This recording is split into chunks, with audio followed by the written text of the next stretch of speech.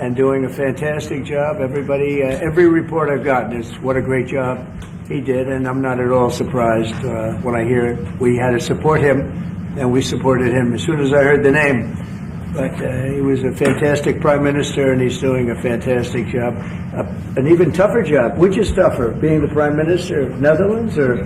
This job is quite tough. I would think this is but Dutch politics is also brutal. So. Yeah, but this is pretty tough. You're doing good. We're going to be discussing a lot of things. Obviously, we'll be discussing what's happening with respect to Ukraine and Russia. At this moment, we have people talking in Russia. We have representatives over there, Steve Witkoff and others, and they're in very serious discussions. As you know, Ukraine has agreed, subject to this, what's happening today, to a complete ceasefire, and we hope Russia will do the same. Thousands of people are being killed, young people usually, mostly young people. We were just talking about it. Thousands of young people are being killed a week, and we want to see that stop. And they're not Americans, and they're not from the Netherlands for the most part. No. They're from Russia, and they're from Ukraine, but they're people. And I think everybody feels the same way. We want it to stop. It's also a tremendous cost to the United States and to other countries. And it's something that would have never happened if I were president, and it makes me very angry to see that it did happen. But it happened, and we have to stop it. And Mark has done some really good work over the last week. We've been working together, and he's done some really good work, so I'm very happy about that. We'll also be talking about trade and various other things, and I think we'll have a very strong day. We're going to have lunch afterwards. That'll go, and then we'll see you all later. But Mark, would you like to say something? Yeah. First of all, thank you so much, Mr. President, dear Lord, again for hosting me, and but also for taking time in Florida. A couple of weeks after you were re-elected. That's right. And of course our phone call a couple of weeks ago, and I must say, Trump 45, you originated the fact that in Europe we are now spending, when you take it to aggregate, 700 billion more on defense than when you came in office in 2016, 2017. But that was Trump 45. But then when you look at Trump 47, It'll be hard to tell. what happened the last couple of weeks is really staggering. The Europeans committing to a package of 800 billion defense spending. The Germans now, potentially up to $500 billion extra in defense spending. And then of course you had Keir Starmer here, the British Prime Minister, and others, all committing to much higher defense spending. We're not there, we need to do more, but I really want to work together with you in a run-up to the The Hague Summit to make sure that we will have a NATO which is really reinvigorated under your leadership, and we are getting there. We also discuss defense production, because we need to produce more weaponry. We are not doing enough. And not in the US, not in Europe, and we are lacking behind when you compare to the Russians and the Chinese. And you have a huge defense industrial base. Europeans buying 4 times more here than the other way around, which is good because you have a strong defense industry, but we need to do more there to make sure that we ramp up the production and kill the red tape. So I would love to work with you on that. And finally, Ukraine, you broke the deadlock. As you said, all the killing, the young people dying, cities getting destroyed. The fact that you did that you started the dialogue with the Russians, and the successful talks in Saudi Arabia now with the Ukrainians. I really want to commend you for this. So, The Hague is my hometown. I love to host you there in the summer and work together to make sure that will be a splash, a real success, projecting American power on the world stage. What Mark is saying is when I first went to NATO, my first meeting, I noticed that very few people were paying. And if they were, they weren't paying their fair share. There were only 7 countries that were paying what they were supposed to be paying, which was... Yeah, even worse. Could be even worse. But there were just very few countries that were paying, and even the paying, it was at 2%, which is too low. It should be higher. It should be quite a bit higher. But you had Poland, and I remember Poland was actually paying a little bit more than they were supposed to, which I was very impressed with. They've been actually terrific, and some of the others. But most of them weren't paying, or they were paying very little. And I didn't think it was appropriate to bring it up there, but I said it's going to be brought up at my next meeting. And my next meeting, the first meeting, you want to give them a little break. The second meeting, it began, and I was able to raise hundreds of billions of dollars. I just said, we're not going to be involved with you if you're not going to pay. And the money started pouring in, and NATO became much stronger because of my actions and working along with a lot of people, including Mark, but they would not pay for other presidents, and I don't think other presidents even knew that they weren't paid. I asked, first question, has everybody paid up? And literally, I mean, they told me 7. You could be right, it could be 3, but that makes it even worse. But they just weren't paying. And I said, no, I won't protect if you're not paying. If you're delinquent or if the money isn't paid, why would we do that? And as soon as I said that, got a little hit from the press because they said, oh, gee, that's not very nice. But if you said the other, nobody would have paid. And the money started coming in by the billions. And, hundreds of billions of dollars flowed into NATO, and NATO became strong. Yeah. And you remember that. Your predecessor, who I thought was a very good man. Absolutely. Actually. Yeah, Stoltenberg. He sends his press Yeah, greetings. he was terrific. Stoltenberg, Secretary General. Great And man. he made the statement that when Trump came in, the money started coming in like we never saw before. Hundreds of billions, actually probably close to $600 billion came in, and NATO became strong from that standpoint. And now we have to use it wisely, and we have to get this war over with, and you'll be back to a normal, much more normal life.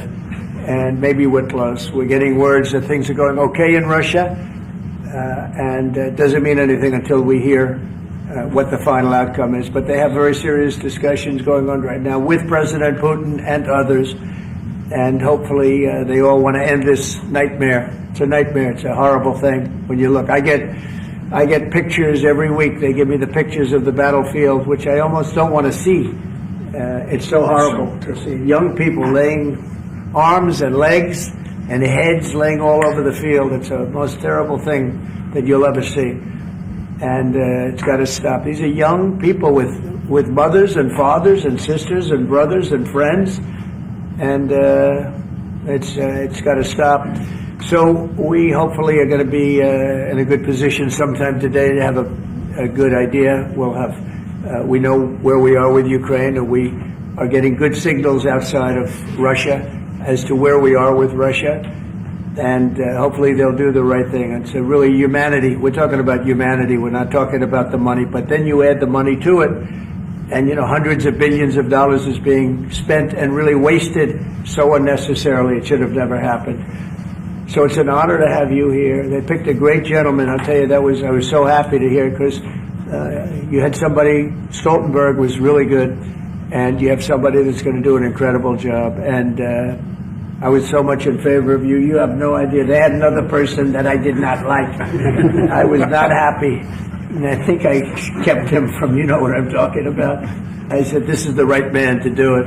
And he really did. He was a great prime minister of the Netherlands. He did a great job. And that's what he's doing right now. So thank you, everybody, for being here. And it's a very great honor to have you. And we even have some of our great energy people here today, right? We have the governor, and we have Chris, Chris. He's supposed to be the most talented man in the world of energy, according to the governor. So I don't know if he's right. And we have General, you've been fantastic. Thank you very much. And we have a lot of good people that won't be so much involved with this, but they wanted to see what was happening. It's become a little bit of a show, but they wanted to see what was happening, and I think a lot of good things are happening. So with that, if anybody would have a question. On Russia. Sorry. Steve Witkoff's trip to Moscow, you spoke about it. What sort of agreement do you hope he comes away from there with? Well, we'd like to see a ceasefire from Russia, and we have, not been working in the dark. We've been discussing with Ukraine land and pieces of land that would be kept and lost, and all of the other elements of a final agreement. There's a power plant involved, a very big power plant involved. Who's going to get the power plant, and who's going to get this and that? And so, it's not an easy process. But phase one is the ceasefire. A lot of the individual subjects have been discussed, though. We've been discussing concepts of land, because you don't want to waste time with a ceasefire if it's not going to mean anything. So we're saying, look, this is what you can get, this is what you can't get. They discussed NATO and being in NATO, and everybody knows what the answer to that is. They've known that answer for 40 years, in all fairness. A lot of the details of a final agreement have actually been discussed. Now we're going to see whether or not Russia's there, and if they're not, it'll be a very disappointing moment for the world. Yeah. Vladimir Putin just said he is open to a ceasefire, but he does still have some concerns. He suggested that you two should speak directly. Do you have plans to speak to him soon? If Well, I so, will, when? Are yeah. you confident you can get this across the country? Sure. He did say that today. It was a very promising statement because other people are saying different things, and you don't know if they have anything to really, if they have any meaning, or I don't know. I think some of them were making statements. I don't think they have anything to do with it. No, he put out a very promising statement, but it wasn't complete. And yeah, I'd love to meet with him or talk to him. But we have to get it over with fast. You know, every day people are being killed. It's not like, as we sit here, 2 people will be killed. Think of it. 2 people are going to be killed during this little period of time. Thousands of people a week are dying. So we really don't have very much time. We have to make this fast. It shouldn't be very complicated. Thank you, Mr. President. A representative of Canada, the finance minister, are in town and will meet members of your administration during the day. Any chances that you will ban on the tariffs on aluminum and the ones that are planned for April 2nd? No. You are not going to change your No, mind? not. Look, we've been ripped off for years, and we're not going to be ripped off anymore. No, I'm not going to bend at all.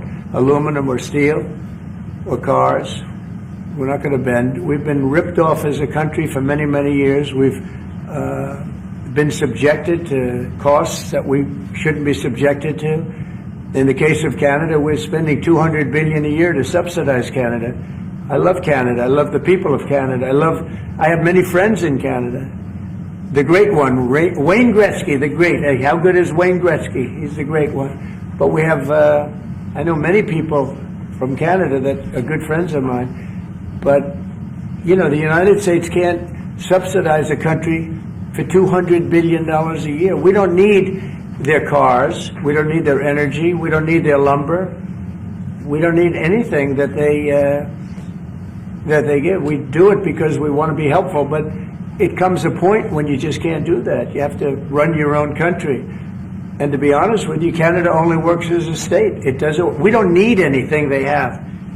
As a state, it would be one of the great states anyway. This would be the most incredible country visually.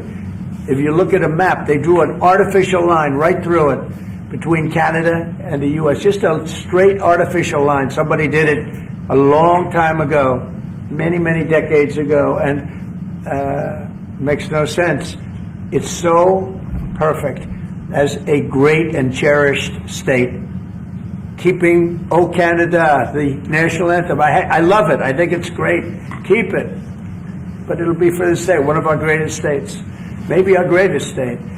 But why should we subsidize another country for $200 billion? It costs us $200 billion a year. And again, we don't need their lumber. We don't need their energy. We have more than they do. We don't need anything. We don't need their cars. I'd much rather make the cars here. And there's not a thing that we need. Now, there'll be a little disruption, but it won't be very long.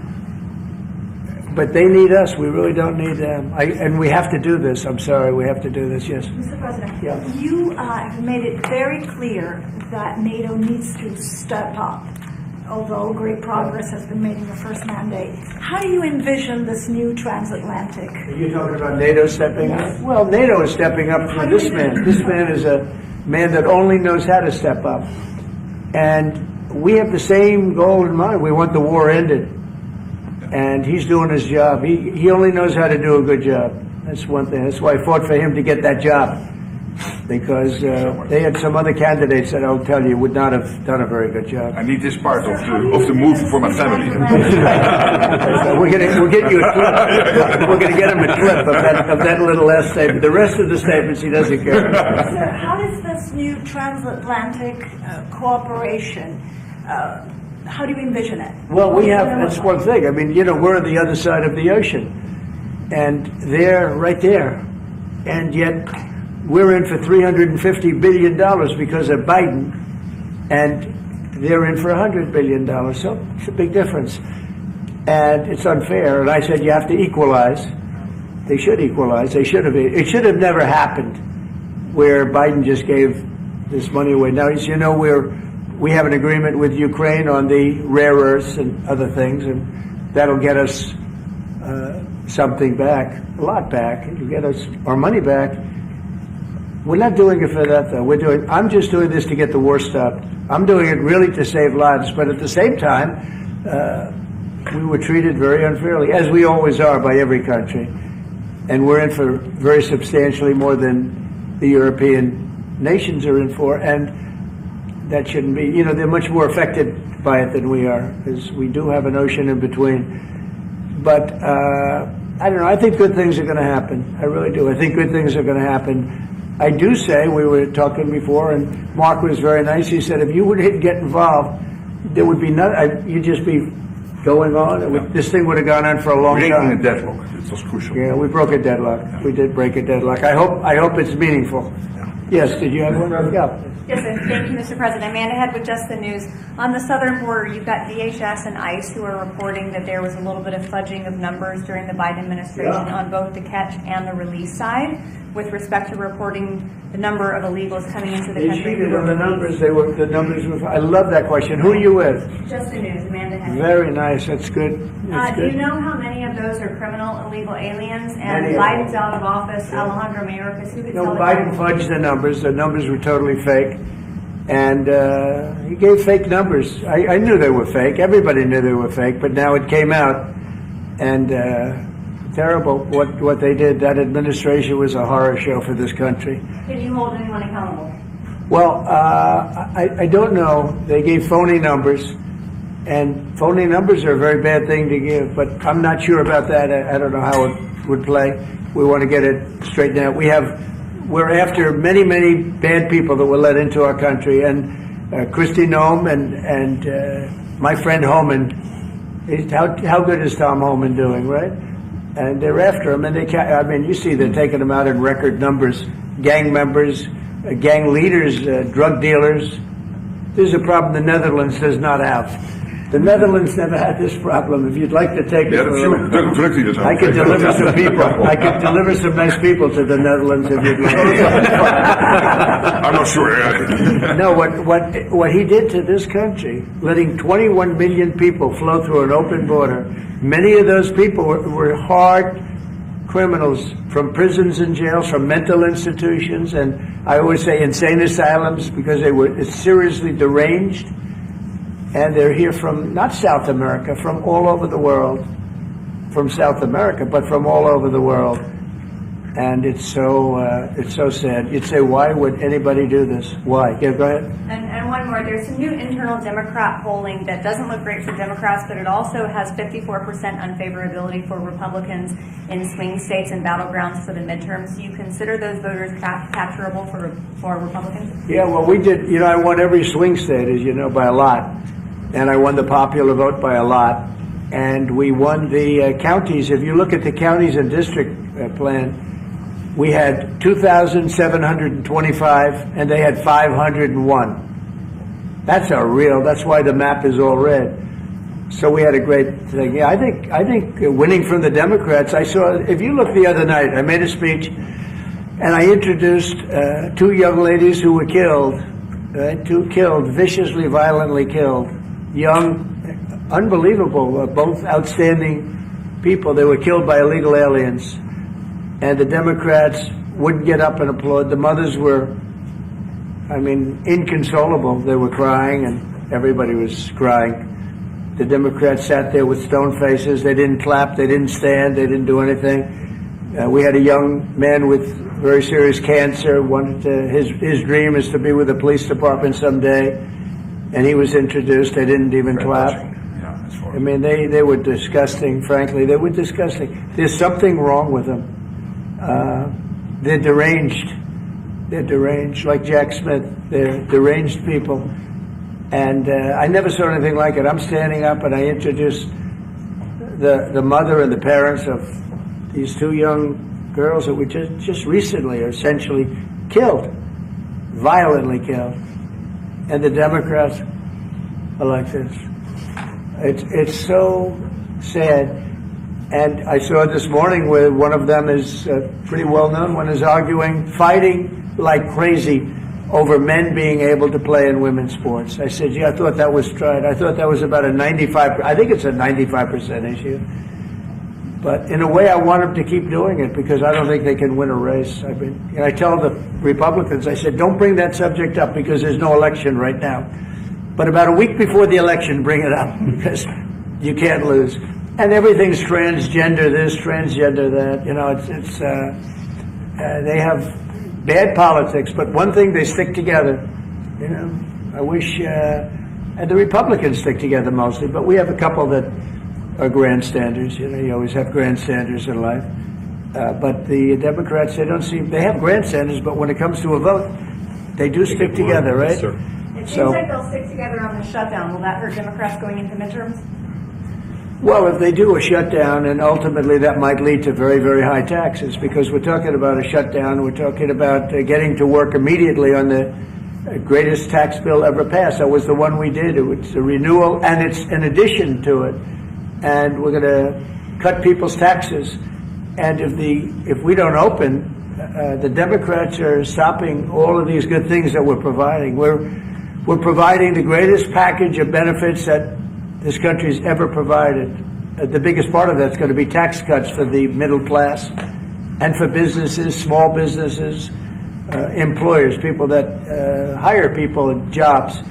And if it's shut down, it's only going to be, if there's a shutdown, it's only because of the Democrats. And they would really be taking away a lot from our country and from the people of our country. Mr. President, on tariffs, you made clear you're not backing down from this, but many American small business owners say they are concerned that these tariffs are going to hurt them. What's your message to them? They're going to be so much richer than they are right now. And we have many. Yesterday, General Motors was in. They want to invest $60 billion.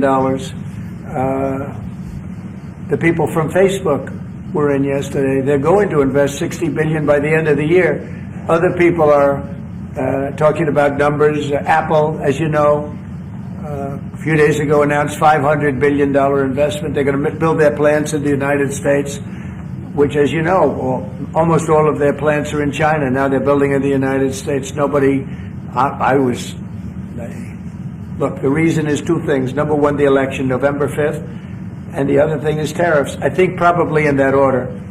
But Tim Cook came in and he announced 500 billion, not million. 500 million's a lot when you think about it, right? So, well, I would have been happy with 500 million, but it's $500 billion investment by Apple in the United States. And that's because of the election result, and it's because of the tariffs and the tax incentives too, tariffs and tax incentives. And I've never seen anything like it. We have plants going up now in Indiana. We have plants going up in Michigan. A lot of plants going to be planned from. I'm trying to steer them to Michigan because Michigan got so badly beaten by, what happened with Europe. If you look at Europe, take a look at the EU. We're not allowed to sell cars there. It's prohibitive because of their policies and also their non-monetary tariffs. They put obstacles in your way that you can do nothing about. But if you take a look at what happens, so we sell no cars to Europe. I mean, virtually no cars, and they sell millions of cars to us. They don't take our agriculture, we take their agriculture. It's like a one-way street with them. The European Union is very, very nasty. They sue our companies. Apple was forced to pay $16 billion on a case that, very much like my cases that I won. They shouldn't have been even cases, but we felt they had no case, and they ended up having an extremely favorable judge and decision. But they're suing Google, they're suing Facebook, they're suing all of these companies, and they're taking billions of dollars out of American companies, many more than the ones I just mentioned. And I guess they're using it to run Europe or something. I don't know what they're using it for, but they treat us very badly. China obviously treats us very badly. Almost everybody does, and I blame past presidents, to be honest. Because when I was president, we received so far about $700 billion from China over the years on the tariffs that I put in. No other president got 10 cents from China. And that was only beginning, except for COVID, I would have been able to finish the process. But we had to fight the COVID thing, and we did really well with it, but we had to fight. And then we had actually, as you remember, Mark, we actually handed over the stock market. It was higher than just previous to COVID coming in, which was sort of a miracle, frankly. We did a good job. But the tariffs are very important. And I think the psychology, there's great spirit. When Mark came in, he said, congratulations, there's a whole new spirit, there's a whole new light over this country, and really over the world. Because you have somebody that, a whole group of people, really, because I talk about this whole group, that we know what we're doing, and a lot of great things are happening. But I've never seen investment like this. Trillions of dollars is being invested in the United States now that would have never, our country could have failed. Another 4 years of this, what happened in the last 4 years, our country would have been a crime-ridden mess. And I don't know if you noticed, little thing they call it, but it's not a little thing if you like eggs and you don't have a lot of money. Eggs have gone down 25% in the last couple of weeks. We inherited that problem, eggs. Groceries have gone down a little bit. Energy's gone down. Do you want to speak to that for a second, Governor? Would you just say a couple of words, you and Chris, about energy, what's happened? Well, happy to, but I think that Chris and I just came from CERAWeek, which is the largest conference in the world, so global leaders, people from the EU, officials from all the energy-producing countries, all there, and all the global nationals, all the U.S. The spirit of that group is through the roof, because now they realize that in the United States that President Trump's policies are pro-developing more energy, as opposed to we're trying to shut down energy, and that pro-growth, pro-business, pro-energy approach is giving people the optimism. So then the markets are reacting to that, and energy prices on the futures market are going to go down, because people know we're not going to be killing off the energy we need for prosperity in all of our countries, but also for peace. Because people have used energy to fuel these wars that President Trump is working so hard to end, and we know that high energy prices were driving the inflation that he talked about. So it accomplishes two goals for us, which is prosperity for the world, peace for the world, when we have smart energy policies, and President Trump has brought common sense back to how we think about energy. And it's brought down now $65 a barrel, I saw this morning. That's phenomenal news, and that's going to that's what brought it up. The energy they took our beautiful energy policies and they just messed them up, and then they went immediately back to them, but by that time they lost it. They lost that Bronco, as the expression goes. Chris, do you have something to say? Oh, I think Doug said it well, but you just can't overstate how important the return of common sense, the return of knowledge about energy and pro-American consumers, pro-investment in our country. I think globally that was welcomed. It means capital flows, it means more sobriety and lower energy prices, more economic opportunity for Americans.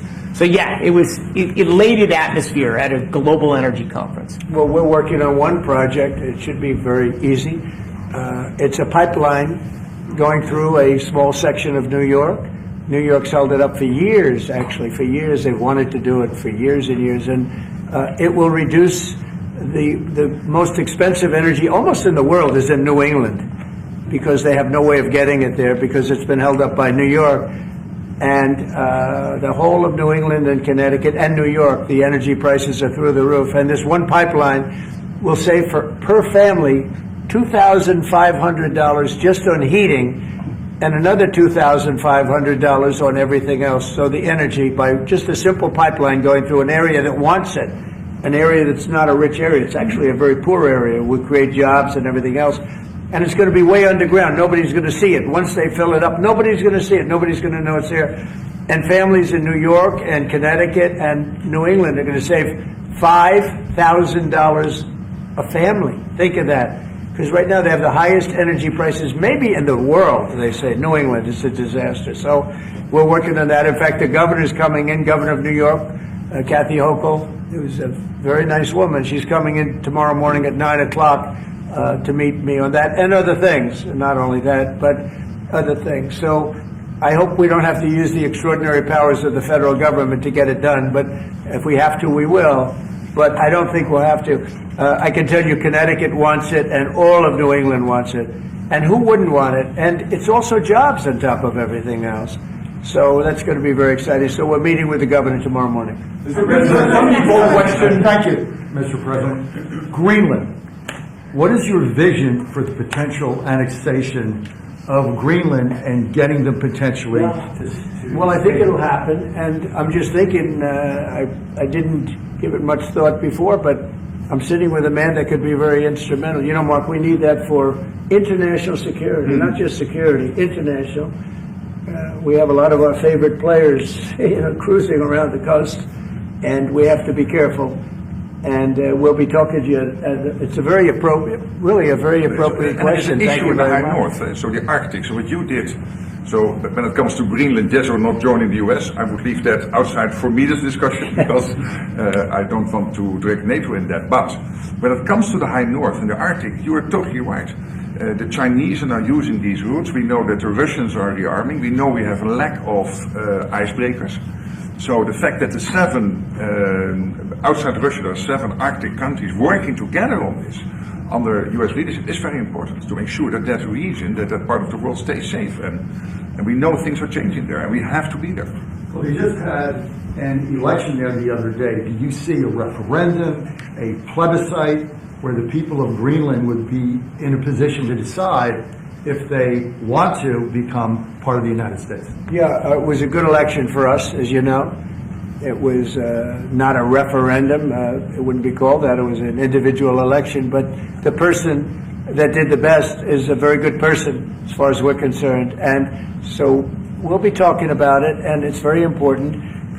Mark mentioned the word icebreaker. So we've ordered, we're in the process of ordering 48 icebreakers. And Canada wants to know if they could use them. I said, well, you got to pay for them. Think of it, Canada. We pay for their military. Canada pays very little for their military because they think we're going to protect them. But even with the icebreakers, so we're going to order 48, and Canada wants to be part of the deal. I say, you got to get your own icebreakers. I mean, if you're a state, you can be part of the deal. But if you're a separate country, you've got to get your own icebreakers. Russia, as you know, has about 40 of them, and we have one big icebreaker. But that whole area is becoming very important, and for a lot of reasons, the routes are, very direct to Asia, to Russia, and you have ships all over the place, and we have to have protection. So we're going to have to make a deal on that, and Denmark is not able to do that. Denmark's very far away and really has nothing to do. What happens? A boat landed there 200 years ago or something, and they say they have rights to it. I don't know if that's true. I don't think it is, actually. But we've been dealing with Denmark, we've been dealing with Greenland, and we have to do it. We really need it for national security. I think that's why NATO might have to get involved in a way, because we really need Greenland for national security. It's very important. We have a couple of bases on Greenland already, and we have quite a few soldiers, and maybe you'll see more and more soldiers go there. I don't know. What do you think about that, Pete? So, don't answer that, Pete. Don't answer that question. But we have bases, and we have quite a few soldiers in Greenland. One question: your commitment to NATO. Will anything change? Your commitment to NATO. Will anything change? Same amount of money? Well, I think they made a great step by putting Mark in charge. I think, to me, that's a great step, because he and I have seen eye to eye on everything for a long time. We've been doing this a long time now. 9 years now. And so that's a great step. You have to keep NATO strong. You have to keep it relevant. But the biggest thing we have to worry about right now is what's going on right now. I think the rest is going to take care of itself. I don't see this happening. This was a fluke. This was something that, if we had a competent president, it would not have happened. The man was grossly incompetent. All you have to do is take a look at, he signs by AutoPen. Who was signing all this stuff by AutoPen? Who would think you'd sign important documents by AutoPen? These are major documents you're signing. You're proud to sign them. You have your signature on something. In 300 years, they say, oh, look, can you imagine? Everything was signed by AutoPen. Almost everything. Nobody's ever heard of such a thing. So, should have never happened. Tomorrow with the Justice Department about law and order. Could you tell us a little bit about that? Yeah, we're going to be with the Justice Department. We have a great Justice Department. Pam Bondi is so fantastic, and Todd Blanche, and Emil, you got to know him a little bit. He was acting for a little while. And some other people are incredible in the Justice Department, and I consider the FBI to be a part of it in a sense, and Cash is going to be fantastic, and all the people. Dan Bongino, I love that. I mean, I love that. I think Dan is great. I think we have unbelievable people, and all I'm going to do is set out my vision. It's going to be their vision, really, but it's my ideas, and basically we don't want to have crime in the streets. We don't want to have people pushed into subways and killed, and then the person that did the pushing ends up in a 15-year trial and gets off scot-free. We want to have justice, and we want to have safety in our cities as well as our communities. And we'll be talking about immigration. We'll be talking about a lot of things, the complete gamut. So I look forward to that. That'll be tomorrow at the Justice Department. Mr. President, you're a man of peace. You said it several times and you made it very clear. A man of peace dealing with belligerent people. Yeah. And I'm thinking, we saw how you handled Zelensky in this very own room. What is your leverage on Putin? Are you thinking sanctions? What if he refuses to? Well, I do have leverage, but I don't want to talk about leverage now, because right now we're talking to him, and based on the statements he made today, they were pretty positive, I think. So I don't want to talk about that. I hope Russia's going to make the deal too. And I think once that deal happens, you're never going to be in a process. I don't think they're going back to shooting again. I really believe if we had if we get a peace treaty, a ceasefire treaty, I think that leads to peace. That's going to really lead to peace.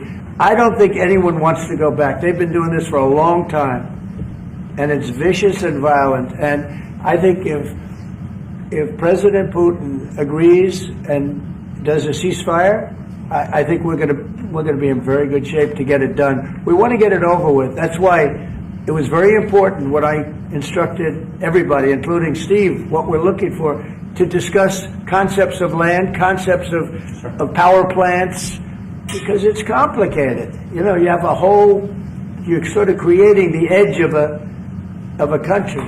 The sad part is that country, if this didn't happen, and it wouldn't have happened, I don't know if they would have to give anything back. I guess Crimea, I said it last time, Crimea was given by Obama. Biden gave him the whole thing, and Bush gave him Georgia. And Trump didn't give him anything. I gave him, you know what I gave him? I gave them javelins. And the javelins were very effective, as you know. I gave them nothing. 2019. And then also, if you take a look, I was the one that stopped the pipeline going into Europe.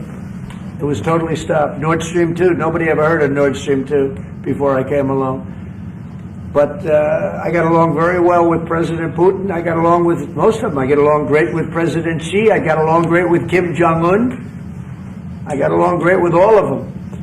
And we had no wars. We had no problems. We wiped out ISIS in record time. General Raisin Kane, and he wiped them out. And he was going to be our new chief, right? He's going to be the head of Joint Chiefs of Staff. And he's a highly respected man. He's going to be great. Pete's going to be fantastic. I have no doubt about it. We have a great team, really great team. Yeah, please. Go ahead, please. Mr. President, some of our allies have said that they're worried that they could be the next to be attacked by Russia. You've spoken directly with the Russian president. Yeah. Do you think those fears are justified? No, I don't. I think when this gets done, it's done. They're going to all want to go home and rest. I don't see it happening. Nope, I don't see that happening. And we'll make sure it doesn't happen. Not going to happen, but we'll make sure it doesn't happen. Yeah, go ahead, please. Leaders from Russia and Iran are heading to Beijing tomorrow to discuss nuclear programs. What do you hope to get out of that? Well, maybe they're going to talk about non-nuclear programs. Maybe they're going to be talking about the de-escalation of nuclear weapons, because, I was talking about that with President Putin very strongly, and we could have done something had that election not been rigged. We would have had something. I think I would have made a deal with Putin on de-escalation, denuclearization, as they say. But we would have de-escalated nuclear weapons, because the power of nuclear weapons is so great and so devastating. And right now, Russia and us have by far the most, but China will catch us within 5 years. China doesn't have, but they're in the process of building, and they build. And within 4 or 5 years, they'll probably have the same. And by the way, this is a Republican tradition. Ronald Reagan, when he negotiated with Gorbachev in the 1980s about bringing down the number of nuclear weapons, it's what you have been doing your first term, and it is important. It would be a great achievement if we could bring down the number. We have so many weapons, and the power is so great. And number one, you don't need them to that extent. And then we'd have to get others, because as you know, in a smaller way, Kim Jong-un has a lot of nuclear weapons, by the way, a lot. And others do also. You have India, you have Pakistan, you have others that have them. And we'd get them involved. But we started off with Russia and us. We have by far the most. And we were going to denuclearize. And that was going to happen. And then we were going to China. And I spoke to China. I spoke to President Xi about it. And he really liked the idea. You know, he'd like not to spend trillions of dollars building weapons that hopefully he's never going to have to use. And because they are very expensive also. So that would have been great. Okay, one or two more. There's been tension in the... Thank you. We're looking at an impending government shutdown Friday midnight. Yeah. Democrats for 30 years straight have said if there's a shutdown, bad things happen. Do you anticipate direct negotiations yourself with conference leader of the Democrats, Chuck Schumer? If they need me, I'm there 100%. It's right now. It's 2 or 3 people. If it shuts down, it's not the Republicans' fault. You know, we passed a bill where we had an incredible Republican vote. We only had 1 negative vote, a grandstander. You know, 1 grandstander. There's always a grandstander in the lot. But it was amazing. People were amazed that the Republicans were able to vote in unison like that, so strongly. If there's a shutdown, even the Democrats admit it'll be their fault.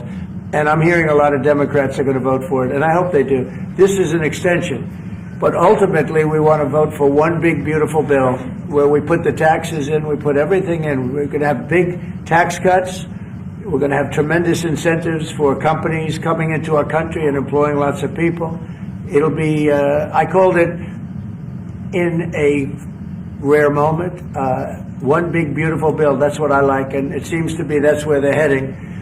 And we'll have to take care of something to do with Los Angeles. A place called Los Angeles almost burned to the ground. By the way, I broke into Los Angeles. Can you believe it? I had a break-in. I invaded Los Angeles, and we opened up the water, and the water is now flowing down. They have so much water, they don't know what to do. They were sending it out to the Pacific for environmental reasons.